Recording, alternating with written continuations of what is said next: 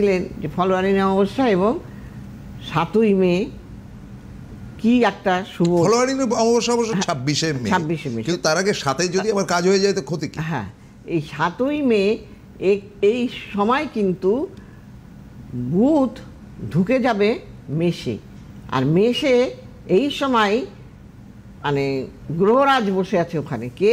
গ্রহের রাজা সূর্য। কাজেই ওইখানে ঢোকার ফলে বুধাদিত্য যোগ তৈরি হয়ে গেল।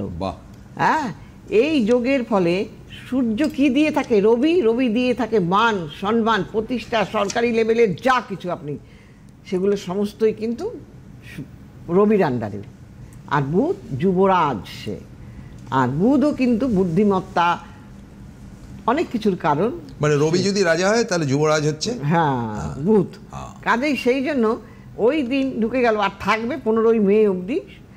আর এই সময় কোন কোন রাশির জন্য ভালো, কাদের কি দেবে পর্যাপ্ত পরিমাণে দিয়ে যাবে, কিন্তু এই সময়টাকে আমাকে করিয়ে নিতে হবে। কেন? যদি আপনার বুধ ভালো না থাকে। মানে আপনি বলতে চাইছেন যেটা দিদি, যে 15 তারিখের মধ্যে যদি জীবনে বিরাট পরিবর্তন চাও তো 15 তারিখের মধ্যে করতে হবে। হ্যাঁ, 15 তারিখের মধ্যেই চাকরি সেটাকে সবার ক্ষেত্রে দেখুন, এই যোগটা তো এই কয়েকটা রাশির জন্য, যেমন কর্কট রাশি, তুলা রাশি, মীন রাশি, হ্যাঁ, এই সব রাশির জন্য এই সময়টা ভালো। বাহ, তাহলে এই সময়টাকে তো আমার কাজে লাগাতে হবে, আর কাজে লাগাতে গেলে সেই গ্রহটাকে ভালো থাকতে হবে। আপনার রবিও ভালো নেই, বুধও ভালো নেই, তাহলে কি করে হবে? হয়ে গেল। তাহলে কি করে আপনি বলবেন?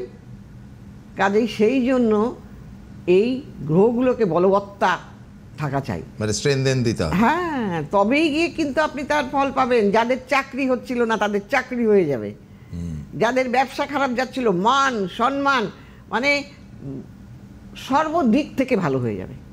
একটা বুধাদিত্য যোগ থাকলে না, মানুষ জিরো থেকে হিরো হয়ে যায়, মানে এমন লেভেলে তাকে রবি পৌঁছে দেবে না, মানে স্ট্যাটাসটাই তার ইনক্রিমেন্ট করে দেবে।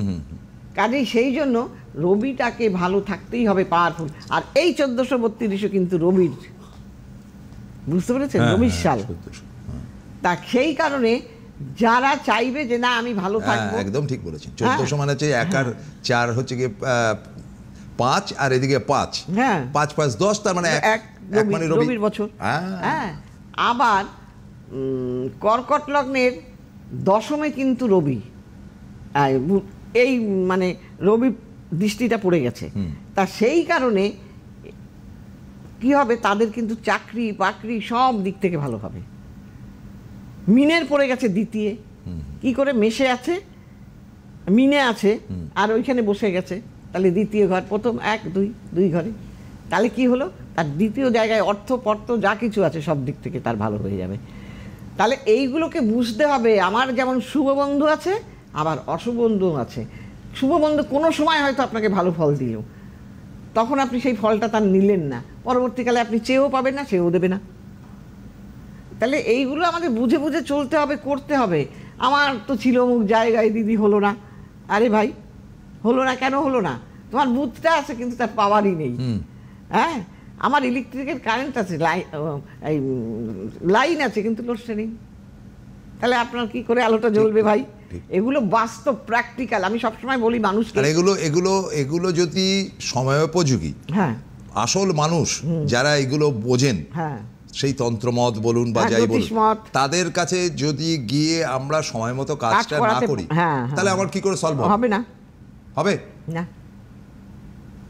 তো এই যে আপনি একটা ব্রাহ্মণ পরিবারের কন্যা, আপনার পূর্বপুরুষরা এই জ্যোতিষ চর্চা, আয়ুর্বেদ ইত্যাদি করেছেন, তো তার তো একটা অভিজ্ঞতা আছে আপনার। অবশ্যই। তারপরে কি জানেন তো, ছকের মধ্যে থাকতে হবে। আমি যদি একটা ডাক্তার হই, জানবেন আমার ছকের মধ্যে আছে, তবেই আমি ডাক্তার হয়েছি, আদারওয়াইজ আপনি চেষ্টা করেও পারবেন না। আমার ছকেই রয়েছে। আমার মানে যে তন্ত্রে কাজ করবে, দেখেন তার কিন্তু শনি ভালো থাকতে হবে, আর শনি যদি তার পাওয়ারফুল হয় না, উচ্চস্থ হয়, তার হাত দিয়ে দারুণ তন্ত্রের কাজ হয়ে যাবে, বুঝতে পেরেছেন? আর সৎ